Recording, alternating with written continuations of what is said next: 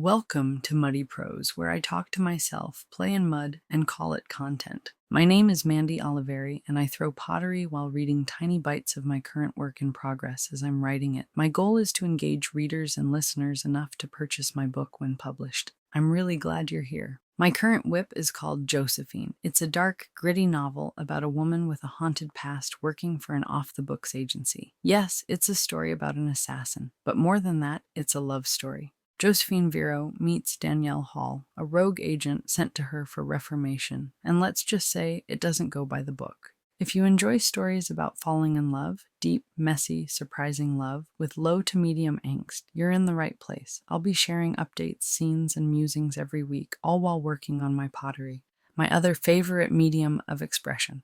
A serious and important heads up before we begin with regards to triggers. My characters cuss, kiss, and kill. Some have pasts that are difficult, childhood trauma type difficult. While I won't dive into those traumas here, there may be hints and references. This story deals with anger and the complex beauty of human connection, but always, always with an undercurrent of falling in love. Oh, did I mention my characters are also always women who fall in love with other women?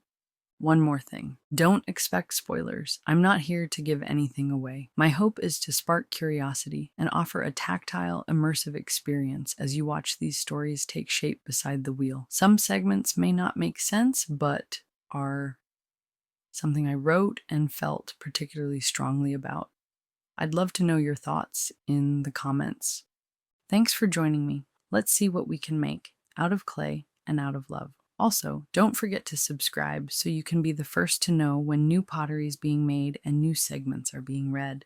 Pottery made during the segments will be for sale. I'm currently putting my webpage together, so check back for that as I'll put it in the comments. Okay, enough talking for now. Here's a segment from Chapter 1 of my current work in progress, Josephine. Josephine, Chapter 1. Tilting my head back to down the remaining few gulps of vodka, I held the bottle up and let the last bit splash against my face.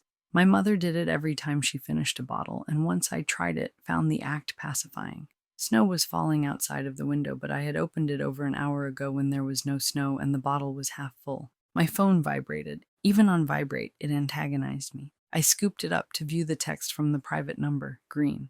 Fuck, I said out loud, wiping the droplets of vodka from my face. I closed the window and went into the bathroom to brush my teeth. I'd stopped looking in the mirror years ago. When I did, I couldn't connect with my reflection. It was only a face that on some days was uglier than others. Swiping my keys near the door, I stepped out into the blistering cold air. For 43 minutes, I drove in the familiar silence of a route I'd traveled routinely for years. I could feel the alcohol-induced heaviness growing in my eyes, but people hardly looked directly at them anyway. I doubted my new agent would notice, let alone care. The park had closed over 4 hours ago, but I drove to the farthest lot and stepped out of my car. Snow continued to fall, but the tire tracks from a recent vehicle still showed through. A single set of footprints drew my gaze to a bench just beyond the entrance, where a black hooded mound rocked back and forth while snow fell about it. Placing my hand inside my pocket, I gripped my gun as I approached. "Name," I demanded. The woman beneath the giant coat stopped rocking and looked up at me.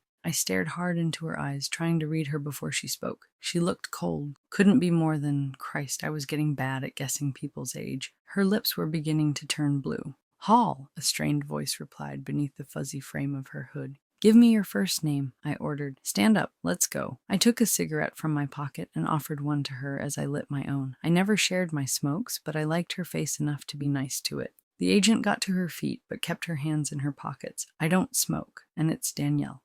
"Danielle Hall? Were your parents accountants or something?" "It's my mother's name." "Why did you sit out here in the open instead of going further down the trail to where you were told?" "Because it's fucking cold and I don't want to walk into all that blackness alone." Danielle motioned to where the park's path led into a thick, dark tunnel of tangled tree branches. "It was already snowing when they brought me here, so what the fuck? If someone wanted to follow my steps, it wouldn't be too hard."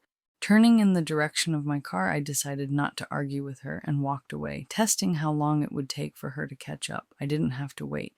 "My name's Vero. If you're with me, that means you got into some sort of trouble. Do you get that's why you've been sent to me?" I waited for the usual delay in response. No one liked admitting that they understood. It meant admitting defeat, but they all had to do it. When Danielle only nodded, I snapped. I grabbed her by the arm and pushed her off the trail, slamming her shoulder hard against the trunk of a tree. Snow from the branches showered her hood. If she so much as flinched, I was ready to grind her face into the bark until it split her lip.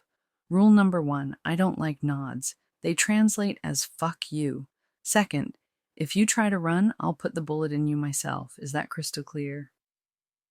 Yes, Danielle said through a clenched jaw. I immediately softened my hold as she righted herself. Fuck, you could have told me rule number 1 before asking me questions. I held back an urge to laugh. When agents reached me, they'd all gotten there for the same reasons: frequent insubordination, unresponsiveness, running away, and the most common, refusing to complete an assignment. Technically, the last one fell under insubordination, but the agency drew certain lines differently than others. Rarely did someone arrive not scared out of their wits. They knew, every single one of them knew, that I was their last chance.